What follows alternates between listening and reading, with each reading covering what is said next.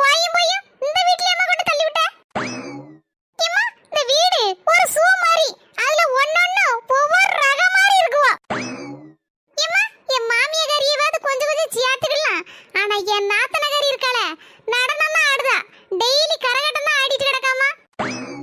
நாத்தனகாரி ஒரு காசுக்காக மாட்டாமா. அது சூத்தங்க இது சொல்லங்க. எப்பப்பப்பப்பா அது தொட்டா குத்தங்க இது தொட்டா குத்தங்க. எதுக்கு எடுத்தாலும் வம்புக்குனே வந்திருக்காமா. இவளுக்கு வடிச்சு கொட்டதுக்குள்ள வாழ்க்கையே முடிஞ்சு விரும்பல இருக்குமா. டிடி அவள ரெண்டு போடு போட்டுடி. வெயிட் பண்ணு.